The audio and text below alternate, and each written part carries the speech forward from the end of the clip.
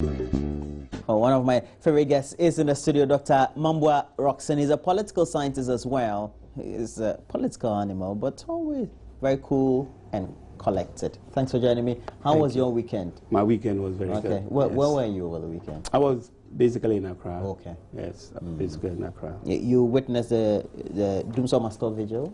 I did. You followed the report? I followed it. What's your observation? My observation is that there was a massive turnout, and we really appreciate their concerns. And I think Ghanaians over a few days now have seen some improvement, at least in the situation. I don't know about you, but I've seen some improvement as well. But only that yesterday I had cuts. Yes. So I don't know what. I also had some cuts, yes. But I think it But all in all, the lights came on. Right. But I think it is. Yeah, it is something that they have promised that they will do, and that by June, and then getting into September, when the badges come, I think things will be resolved. And I think Ghanaians should be patient. I think this is the time. For me personally, I'm very grateful that I live in a very crime-free, or let's say skirmish-free environment. In that there are some countries that are going through a lot now. This morning, the news from Iraq isn't very good, as ISIS have just entered into one of their major. So your conclusion is that we should be thanking God for the small messes. Yes, a small messes, and that whatever tragedy that is going to befall Ghana should be Dumso, and nothing else. You understand? Should be Dumso. And your cry. And your cry should be Dumso. Right, I get your point. So I'm very grateful to God, and I want that whatever things that are going to happen to God that are no good should be done so, and nothing else. You're a political scientist. So we are very grateful. Yeah. As far as we're concerned, public opinion is a critical measurement that governments use in themselves, and in many respects, if there are essential job cuts in the United States, public opinion for the Obama administration is always down. For the UK government, David Cameron had suffered a lot more low ratings before the main election the last week or two. Do you think that governments in Africa need to be taken into cognizance some of these things? Oh, yes. I think public opinion is so important and critical to the success of every government. And that is what they call listening, an ear, a heart to store, government to have the heart to store certain concerns of its people. And I think what is known, Ben Efson, over the years, he has been doing just that for Ghana. In fact, trying to see how government reacts to the various governments that have been in place over time. But let me also say this: despite the concerns of people, governments also have to do certain things if they feel those things are very critical to the forward movement or the transformation of a government, because it's very important that if you are given 4 years to manage a country, yes, there might be concerns, there might be things, calls here and there that you should not go this way, but governments have to take that decision, the bold step, and sometimes with gut feelings, take certain bold decisions to do things that will eventually exonerate that particular government. And I can tell you that Obama's 4 years wasn't all that good. And I remember public opinion of Obama was so bad, terrible, that people thought he wouldn't get a second term. But people also looked at where he came from, okay, the debt he had inherited, and the situation then in America, and decided to give him a second term. And now he's got some breathing space. The same thing applies to David Cameron of England, because they even said he was going to do very bad, that he was going to do very, very poorly. And what has happened, he has actually come clean. He's been able to set up even his government without a coalition. I know. So sometimes public opinion, yes, it is very critical, but governments also have to be very careful. If you depend so much on public opinion, sometimes you might not be able to take a leap, and that is transform your country from where you are. Take the critical decisions. Decisions you might not be able. No matter the obstacles. No matter the obstacles. So, yes, I will not say it. I will not undervalue it. What public opinion is very important, but governments have. So you're saying that trying to immediately listen to the people and resolve the energy crisis is. No. I'm not talking about things like energy crisis, but you have to take your time. Remember that when during Kufuor's time, former President Kufuor's time, when we were experiencing the same issue, they went for a very short-term measure, brought in some generators, and they haven't worked for us. Those generators came in, and they became what this man called them Taxan. Taxan called them that were toys brought in. So we have to be very careful. Just because people are shouting, a government has to sometimes shield itself and make a very determined decision to bring in a permanent solution. And I think that's what this government wants to do, to bring a permanent solution to the energy crisis. And then also take in view of the increased demand for energy over the coming years, so that we don't face such a problem just after 2 or 3 years or 5 years or 10 years down the road. So the medium to long-term resolution of a crisis is more critical. More critical. Not the short-termish approach. The short-term is never important. And the short-term, like Dr. Donko is saying, if we want to go into the short-term, we'll spend more money than the long-term measures we are having. So for me, my appeal to fellow Ghanaians is just that they should bear with government a little bit and give that government. I never thought I could sleep in in an unconditioned room, but I've learned to do that since coming to Ghana. You know, I go outside, I lie down. I bought myself mosquito repellent cream that I use, and my family members use that, and then we sleep outside. You know, we have to be also sensitive to the government, you know, sympathize with the government sometimes and not just criticize government. Yes, not that I'm condemning the vigil, but I'm saying that they should bear, like what this rapper, is it Samini? Is it Samini or somebody, what he did was that he went and bought lanterns, this solar lanterns.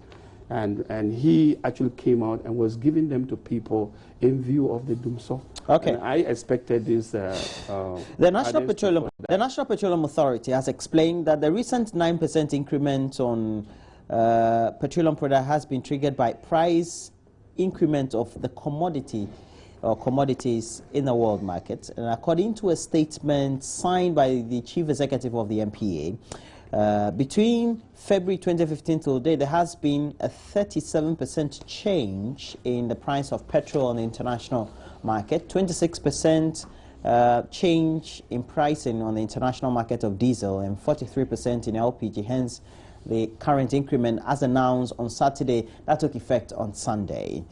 And he said this had led to an increasing rate of unpaid under recoveries or subsidies mounting to about 146 million Ghana cedis, which is causing serious liquidity challenges for the bulk oil distribution companies.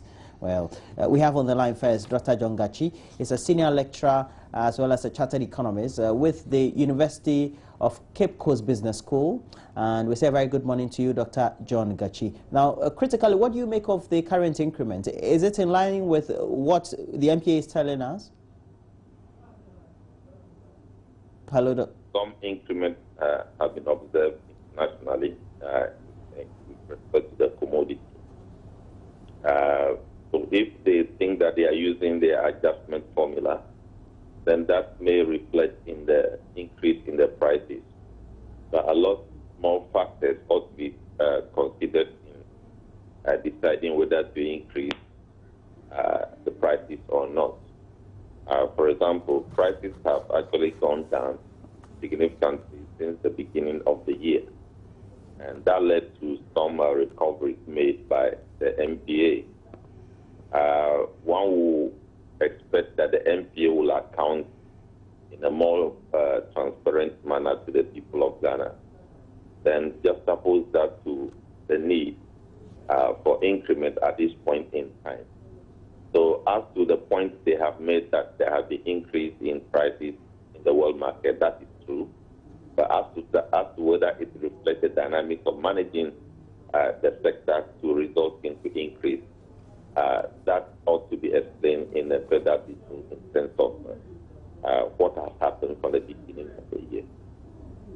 For all the period when we had the prices going $45 and down, so to speak, or hovering within that range on the international market, and for all that, well, the savings that the NPA may have made because of under recoveries, etc., and because of the debt that is all the BDCs, has that been of an advantage to the economy or not? Yeah, it is an advantage to the economy because you would have been thinking of a different scenario should prices continue to stay the way they are when the budget was read. That would have been a more devastating situation for the country. So on fiscal management side, it was very, very advantageous to the economy, and that ought to be explained. And I think we also need to bear that in mind, that there are two sides of the whole coin of this price volatility with respect to crude. It has the revenue effect, and it also has effect on the downstream. The downstream has actually protected the economy a lot over the period. Now, before I let you go, there's a concern that has been raised by other critics, as well as even the presidential candidate of the NPP. We're not talking politics here, but he feels that, well, we have an energy crisis that's ongoing. Companies would have to rely on crude, or let's say petrol or other means of powering their generators, and even households, etc. These additional increments would further burden their pockets, so to speak. Of course, it is a fact that anytime there's increase in this product, it affects people's pockets. But at this time, I think the effect is limited to those of us who use our own vehicles, because we are, of course, going to pay the higher price, and we are not going to take it from anywhere.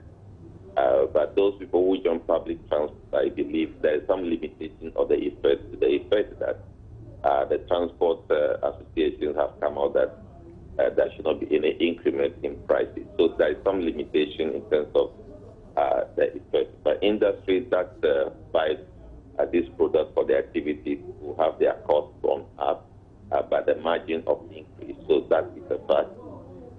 But I believe that there should be proper fiscal management of the sector. We are going through a lot of difficulties. So if you have some opportunity in that sector, it might be managed well to protect the general economy. I believe that is a driving force behind how the sector is being directed, even at the time where prices have gone down over some time, and at the time when we are facing energy problems. But of course, politicians take advantage over each other. Bearing in mind that we faced similar situation in the past, but these factors were not considered. They were increased because at that time the managers of the economy thought that was necessary to put in place good structures for the economy. So I think for politicians, they would take advantage of each other. But I believe we should look at the fiscal management side and concentrate our efforts there. Okay, so it means that we're going to have proper balance now as far as the fiscal management side is concerned. That is what I think they are doing. Okay. And I also think that when policies are read to us, they don't get implemented immediately. Over time, they will be implemented. You realize in the budget there is a need for rationalized subsidy. And also in the IMF program, it was clearly indicated that issues of subsidies will be rationalized to enhance the effort of restructuring the sector. So when we see some of these things, it is just the policies that we have agreed on through Parliament that are being implemented with the aim of restoring stability for the economy. So that is the way I want to look at it. Okay, thank you very much, Dr. Jongachi, a senior lecturer with the University of Cape Coast Business School, but also a chartered economist, and helping us to do a lot more of the analysis as we've had the announcements coming from the NPA, and also following that up with a formal release explaining why the current increment in petroleum prices had been made and subsequently affected other pumps countrywide. And we'll get you a lot more insight into it. And now, Dr. Mambwa, what do you make of it? This has got a lot more interesting connotations politically as far as government is concerned. It is almost a huge risk. Yes, it's a very huge risk, but that's what I said before, that at a certain point, government, looking at even the public opinion, a government will have to take a decision to ignite its transformation. And I think that's what this government wants to do. Looking at our history, government has always been subsidizing petroleum products. And in doing so, it has over years accumulated debts, which is owed the BDCs. And as a result, it has to do something very significant. And that is even during the crisis in which we are, to sort of arrest that particular situation. And that is why it is now coming up at this time that it has paid a lot of these under-recoveries to BDCs. And for me, my support to the last speaker is that they should be transparent by publishing and letting us know to what extent they have actually paid the BDCs, and whether in the future we will not revisit the same old story that they owe so much to the BDCs, and for that matter, they're not able to do A, B, or C. What I'm also hearing from the public relation, the PRO of the NPA, is that they are aiming at liberalization, and that is in the future, they want to make sure that Ghanaians benefit from what is happening elsewhere, where the gas stations are able to compete with each other in terms of prices, to be able to lure customers to their lorry stations, their gas stations, by offering them discounts on petroleum products. So I'm not very happy about the increases, and I know that in politics, the other ones, they look for this and then they jump on it to say, government is not doing very well. But I believe that what the NPA is doing is an institution, you know, and if an institution is working, has an objective and trying to achieve that objective, I mean, who are we to say no? Because it will, after all, in the end, benefit the whole country. So let's leave NPA and see whether their announcement now of these increases will inure to a better future for us in terms of the price liberalization at the petrol pump. Let's hold them to that. Okay. Now, in the next couple of months or year or something like that, we should have petroleum liberalization in terms of price, so that anybody, you can walk anywhere and buy, choose your price and buy wherever you go. And I believe this will be a very good time for Ghana in terms of energy. Well, we've been joined by MP for Trobo constituency, and Moses Zanim is also here with us. Now, you're concerned about the increments. Nanado Dankwa says that it is pure insensitivity on the part of government. But government says, well, the NPA is a regulator, and they tend to do the price adjustments. Well, thank you very much. I will side with Nanado. It is purely insensitivity on the part of government. If you read Article 36 of the Constitution, the directive principle of state policy 36, that this economy is supposed to be managed, and managed that we could get the economic development rate returns. And if you look at the automatic pricing adjustment policy, it has indices in there that determines the price of petroleum. At the time that the cedi was devalued at a faster rate, petroleum prices were being increased, because if you factor in the exchange rate into that formula, it gives you an answer. And the answer is the price of the petrol that we're supposed to buy. Now, when the world market price for petroleum fell down up to even half of the market price, you were supposed to slot in that formula so we will know the price of petrol, isn't it? Because that is the automatic adjustment formula for determining the price of petroleum in this country. And when we got there, you did not. Rather, you said you wanted to, you have a backlog of money arrears that you have to pay. Fine. But as we sit today, the indices that constitute that formula, when you slot in all those indices, what price does it give us? What price does it give us? And I quoted 36 because it is the government that must manage this economic sector. The CD will value, the economic returns will be sound, so that those areas that fix into the formula will reduce the burden of Ghanaians. As we see today, the dumso is a challenge. It hasn't been solved. Now you are telling manufacturers and everybody who uses generator when the power is off to buy at a higher cost. In the budget, the finance minister stated that because of the power outages, he is not sure of the revenue that is going to accrue because the taxes that companies are supposed to pay may fall. Now that you are increasing the price of petroleum, are you going to get your revenue? Are you?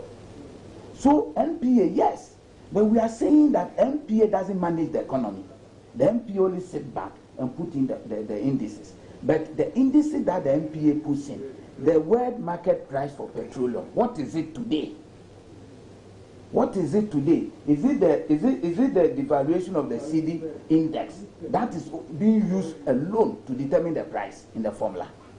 Now, we're talking about liberalization. Fine.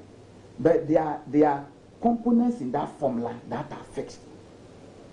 Levies, taxes in those formulas, they are fixed.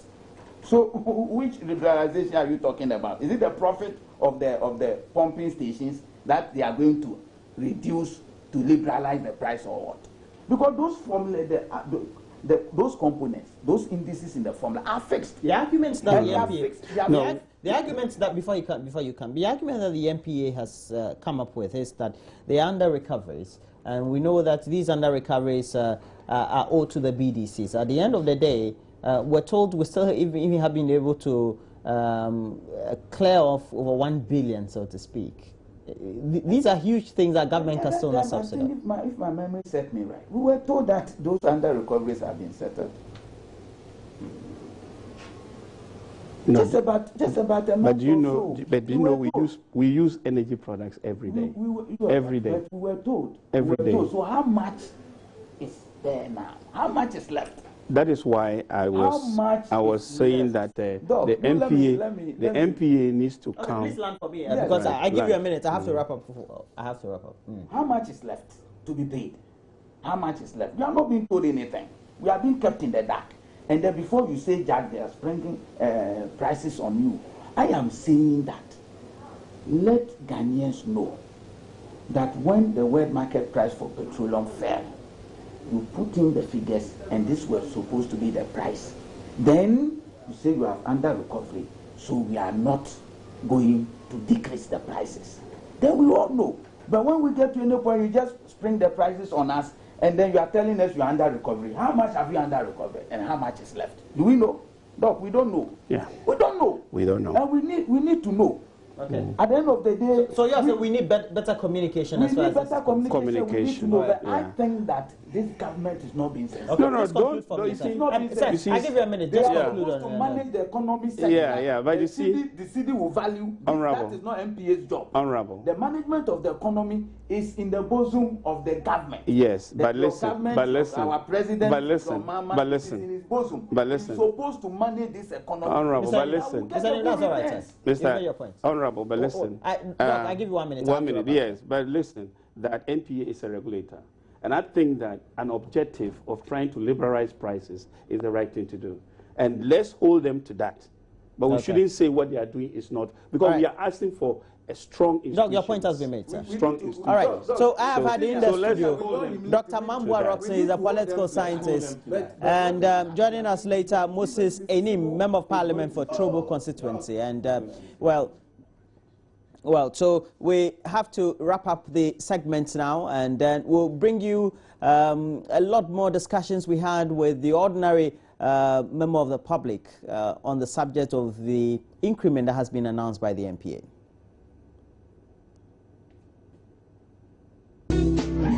Woke up Monday morning to fuel price increases, and that's gone up by 9%. We are currently at the Nima Medina station. We want to find out how this increase has affected transportation this morning. Let's talk to the station master, find out if they are experiencing any changes in their transport fares. Has the increase in fuel prices affected transportation this morning? No, it didn't increase yet. We are waiting for the chairman to give us a chance before we increase it. Okay, so this morning you are charging the normal fare you charge every day? Yes. Okay. Aren't the drivers complaining because they'll be buying fuel? This morning I hear that they increased the fare. So we are waiting the regional chairman. If he give us authority, says increase the fare, give us the fare before we increase. Have you paid your transport fare yet? No, please. I haven't paid. You have an idea what you pay? Are you going to pay anything new? No, I don't have any idea. Okay, so ordinarily, how much is the fare? The fare is 1 cedi 70 pesos. For Medina to Nima to Medina, 1 cedi 70 pesos. That is the fare we know we are paying. Okay.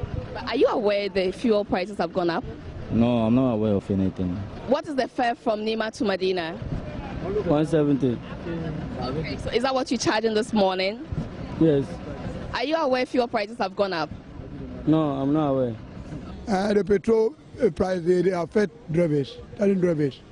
Because sometimes if you take some part here, they talk say the money no day. You see, if you reduce petrol make come down, it's okay for drivers, drivers. So have you changed your fares? Have you increased your fares? Yeah. I think I've increased my fares for small. I top small, like if you take this one, 40, if you take us a stay Ghana. I see. Yeah, short distance. So if you go to low, you collect so 120 or like 150. So you mean a short distance now is 6 cedis? 60, yes. But previously, how much were you charging for short distance? Short distance first will be 4 cities. At least 4 cities or 5 cities. I will be sometimes 7 cities or 6 cities. The drivers complaining about the new rates? Well, some of them are complaining. Yeah. How is the complaint like? The price, they always, what they say is that the price is down from the world market. How can the government just increase the fuel price? It's too much. Even myself, I feel it. You know, the fuel price will go up, everything. Food, everything. So it's very bad. Yeah. Are you getting some drivers who are insisting that they are paying the old rates? Oh, no. They are all paying the new price, but they are complaining.